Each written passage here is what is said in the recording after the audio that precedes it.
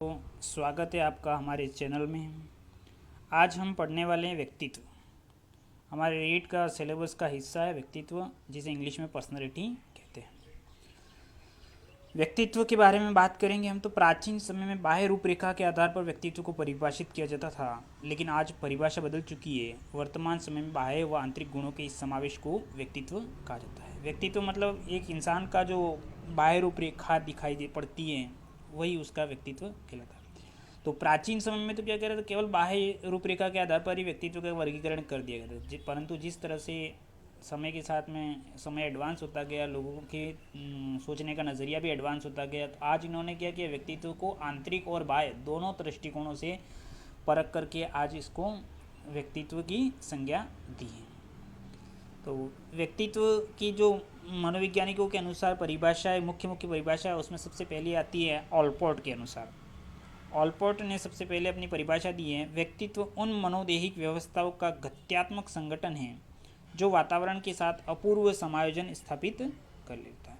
अर्थात ऑलपोर्ट का कहना है कि व्यक्तित्व या पर्सनैलिटी अपने शरीर की उन व्यवस्थाओं का चलता फिरता संगठन है जो वातावरण के साथ में अपूर्व अर्थात जिसका वो तोड़ा ना जा सके या जिसका अनुमान नहीं लगाया जा सके, इस प्रकार का समायोजन वो स्थापित कर लेता है। दूसरे मनोवैज्ञानिक की बात करें वेलेंटाइन ने कहा है कि व्यक्तित्व जन्मजात अर्जित प्रवृत्तियों का योग है। अर्थात वो जन्म से जो प्राप्त करता है उन प्रवृत्तियों का योग है। अर्थात व्यक्तित्व वंशानुक्रम, अर्थात वहाँ जो जो जहाँ पे जन्म लेता है और जहाँ इस वातावरण में वो रहता है, दोनों का प्रभाव उसके व्यक्तित्व में नज़र आता है।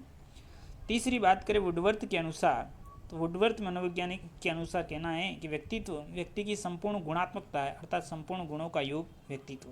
अगर वो अच्छाई के गुणों से संपन्न है तो उसका अच्छाईत्व वाला व्यक्तित्व आपको नज़र आएगा। अगर उसको बुरे गुणों से भरपूर है तो उसके बुरे गुणों का व्यक्तित्व आपको नज़र आएगा। चौथे मनोवैज्ञानिक है बोरिंग का कहना है कि व्यक्ति का व्यक्तित्व अपने वातावरण के साथ अपूर्व व स्थायी समायोजन है। अर्थात व्यक्तित्व के वो अपने व्यक्तित्व के अनुसार हर व्यक्ति वातावरण के साथ समायोजित होता है। अब बात करते हैं व्यक्तित्व के वर्गीकरण की। तो सबसे पहला वर्गीकरण आता है पाश्चात्य दृष्टिकोण से, अर्थात तो प्राचीन काल का दृष्टिकोण। उनके अनुसार सबसे पहले आते हैं क्रेचमर के अनुसार। क्रेचमर ने शारीरिक संरचना के आधार पर व्यक्तित्व का वर्गीकरण किया है। और हम भी जानते हैं, हमने पहले ही पहला बिंदु पढ़ा था कि शुरुआत में जो व्यक्तित्व का वर्गीकरण किया गया था वो बाह्य शारीरिक संरचना के आधार पर किया गया था। तो क्रेचमर ने जो वर्गीकरण किया वो शारीरिक संरचना के आधार पर किया। क्रेचमर ने अपने वर्गीकरण में पहला स्थान दिया है स्थूलकाय अर्थात मोटे व्यक्ति, और ये ज़्यादातर नाटे व्यक्ति रहते हैं जिनका कद नाटा रहता है, इन्हें पिकनिक भी कहा जाता है। दूसरा व्यक्तित्व होता है सुडोलकाय, अर्थात जो खिलाड़ी नेचर के रहते हैं, इंग्लिश में इन्हें एथलेटिक कहते हैं। तीसरा है क्षीणकाय, जिन्हें एस्थेनिक कहते हैं इंग्लिश में, और जिनका शरीर के साथ है दुर्बल शरीर, एकदम दुबले पतले। और चौथा होता है मिश्रित, अर्थात जो खिलाड़ी टाइप के भी हैं, थोड़े मोटे टाइप के भी हैं और दुर्बल टाइप के भी हैं, उन्हें मिश्रित कहते हैं, जिन्हें मिले जुले भी कहते हैं, और इंग्लिश में उनका नाम होता है डिस्प्लास्टिक। इस प्रकार से चार भागों में क्रेचमर ने अपना व्यक्तित्व का वर्गीकरण किया है। नेक्स्ट मनोवैज्ञानिक है शेल्डन के अनुसार।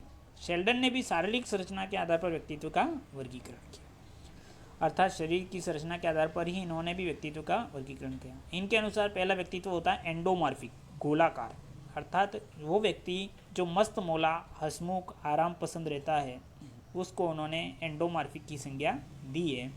और जो वो कैसे रहते हैं, गोलाकार, नीचे मस्त मोटे गोलमोल हो रहते हैं। और उनका नेचर कैसा रहता है, हंसमुख रहता है, अपने ही मस्ती में मस्त रहने वाले रहते हैं और आराम पर। दूसरे हैं मिजोमॉर्फिक, आयताकार, अर्थात ये कैसे व्यक्तित्व रहते हैं, संतुलित, संयम।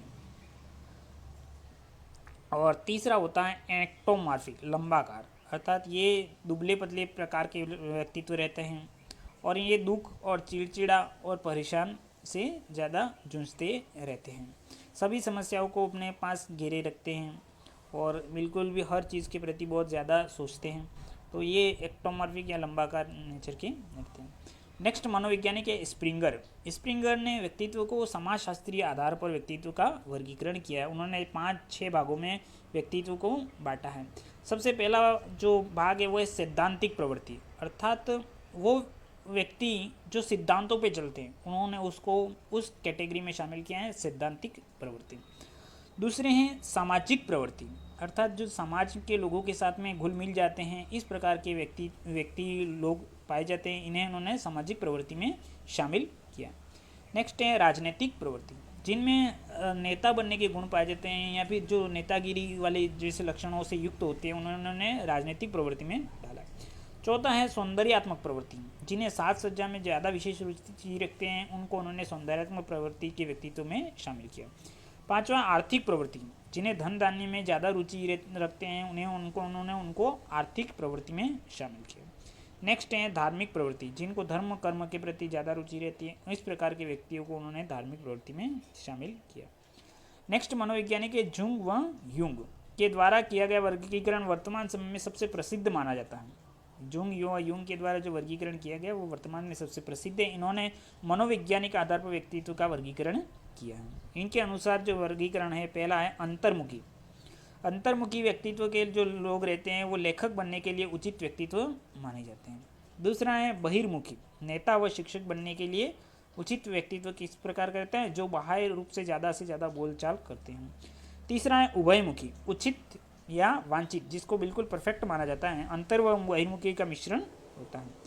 और अंतिम जो वर्गीकरण है वो भारतीय दृष्टिकोण के अनुसार है, जो भारतीय परिवेश को ध्यान में रखा गया है। पहला है सतोगुण वाले व्यक्तित्व, जिनकी ईश्वर व धर्म कर्म में आस्था ज़्यादा रहती है, उनको सतोगुण में शामिल किया गया है। दूसरा है रजोगुण, जो कर्म में ज़्यादा विश्वास रखते हैं, उनको रजोगुण में रखा गया है। और तीसरा है तमोगुण, जो सुख प्राप्ति में ज़्यादा विश्वास रखते हैं, इस प्रकार के व्यक्ति को तो भारतीय दृष्टिकोण की दृष्टि से तमोगुण के व्यक्तित्व में रखा गया।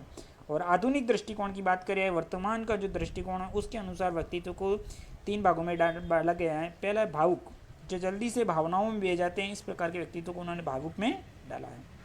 दूसरा है कर्मशील, जो कर्म में विश्वास रखते हैं, उनको कर्मशील। और तीसरा है विचारशील, जो विचारों में खोए रहते हैं, उनको विचारशील व्यक्तित्व कहते हैं। और इस प्रकार से ये व्यक्तित्व के अलग अलग वर्गीकरण है। और सबसे उचित व्यक्तित्व किसको माना जाता है, जो संवेगी रूप से स्थित है, अर्थात किसी भी प्रकार के संवेग उसके ऊपर प्रभावी नहीं रहते हैं, वो हर संवेग के प्रति बिल्कुल स्थिर रहता है, वही सर्वश्रेष्ठ व्यक्तित्व माना जाता है। तो आज के इस व्यक्तित्व के हमारे चैप्टर की हमने आज शुरुआत कर दी है। अगर आपको हमारे वीडियो अच्छे लगते हैं, हमारे साथ बने रहना चाहते हैं, तो आप हमारे चैनल को सब्सक्राइब करें, लाइक करें और अधिक से अधिक शेयर करें। धन्यवाद दोस्तों।